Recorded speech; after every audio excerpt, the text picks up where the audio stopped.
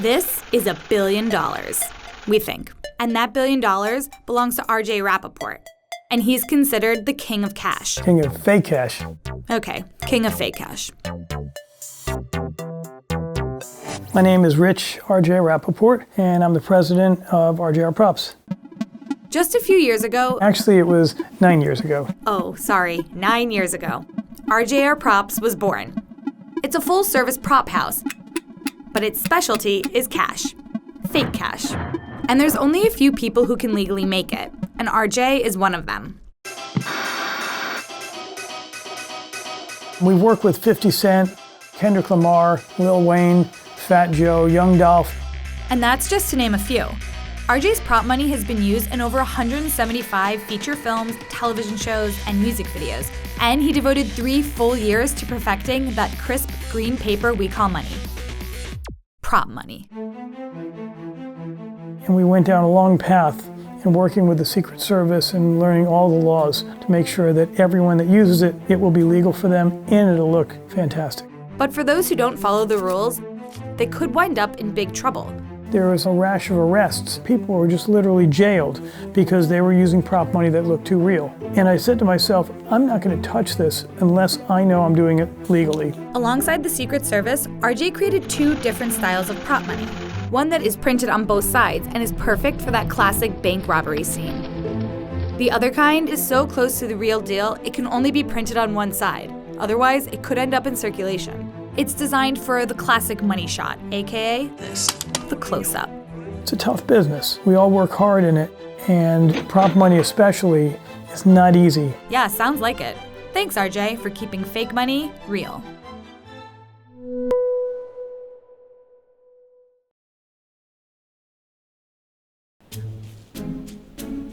These are sea turtle eggs.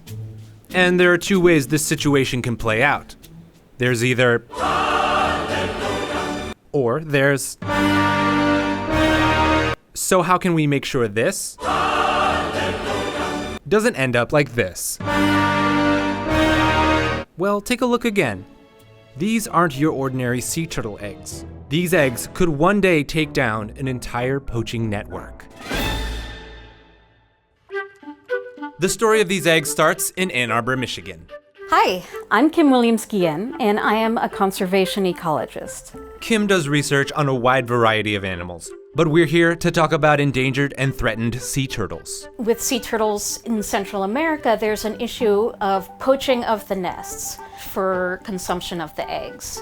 And so, her team has developed a unique solution to gather more information about the poaching trade: fake eggs with GPS trackers. We can hide these fake turtle eggs in sea turtle nests. Our hope is that these eggs will get poached along with the others and transmit information on their locations. Where is it that they go after they're taken from the beach? But for this to work, the fake eggs have to be convincing. They have to have the right feel, because sea turtle eggs are kind of a little soft and squishy. They're not like chicken eggs. We've been using a 3D printer and a kind of flexible plastic, but they still don't look quite right. And this is when our story moves to Los Angeles. Hello, I'm Lauren. And Lauren works in Hollywood. My day-to-day job is I work on set as a makeup artist, which could be beauty makeup, prosthetics, creature design, wigs, blood. So it made sense for Lauren to help Kim make fake eggs. We needed these eggs to look realistic, to feel realistic, and so that's kind of where I've come in. It was like the best way that I could use my skills making prosthetics, but to actually help a whole species of turtles, it's a dream job. After months of revisions, it's time to put these eggs to the test in Costa Rica. Hi again. You remember Kim. She's here to deploy the eggs herself on a protected conservation area. This is a place that's very special because it's a very important nesting site.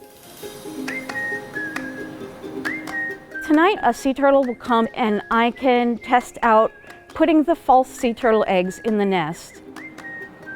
Not only will this project provide Kim's team with valuable information on poaching, she and Lauren hope it will inspire others as well.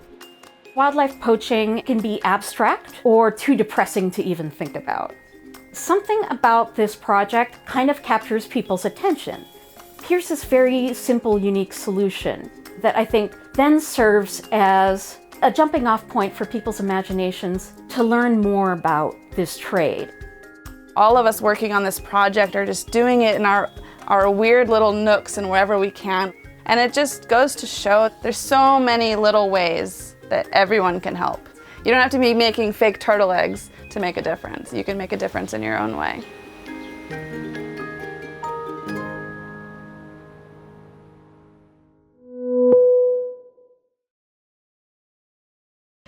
In movies like Carrie, blood comes by the buckets. Perfecting that red gooey mess took a long time and several different recipes. This is the story of how fake movie blood is made.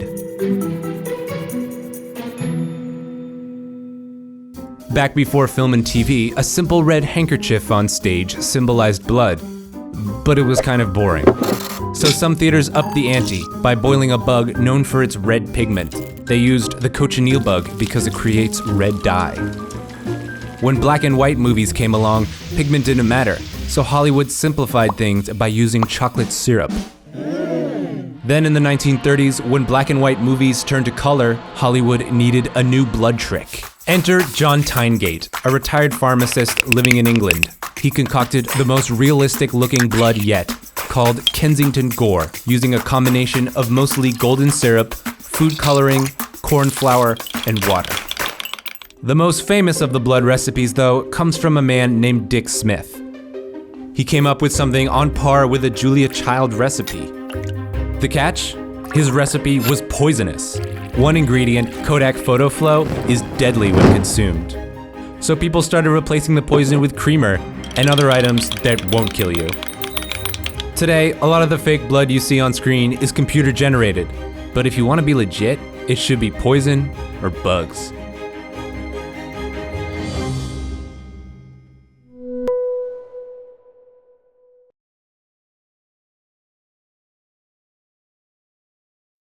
In Japan, restaurants, and to be clear, I mean a ton of restaurants, use plastic food displays to entice customers.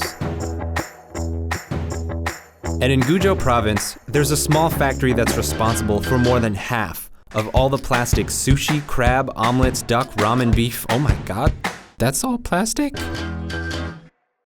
This is Satoi Kabuki. 私は製造と管理をしているここの工場長になります。 This factory has about 30 full-time artists because all these plastic foods are made by hand. 機械ですとどうしてもおもちゃ的なものになってしまいますので、やっぱり手作りというかそういうものの方がリアルにできますので、やっぱり機械では無理だと思います。私の名前は石上貴弘です。 Takahiro is an artist here. 年数という働いているのは36年ぐらい働いております。やっぱりそのものによって食品というのは何万種類ってありますので、長年の歴史の中にありまして、それが主流今の日本の文化となり主流となっております。 This trend of plastic food in Japan has been around since the 1930s, but blew up in the 50s. And it is everywhere. However, this food, it doesn't come cheap. 小さいものでしたら300円ぐらいですけども、大きいもの、例えば、カニとか大きいものになっちゃうと、5万円、10万円という値段になってしまいます。 It takes years of training to master this art. 最低でも2、3年の、修行がないといいものは作れないというふうに思っております。 Quick example, a bowl of ramen might take 3 hours to make, while a fish, many, many more.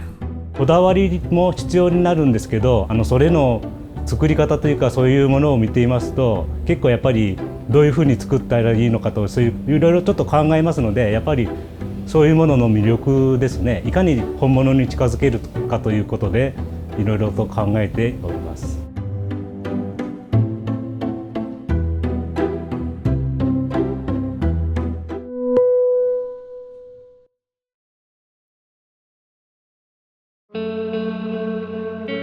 Paris? Without people?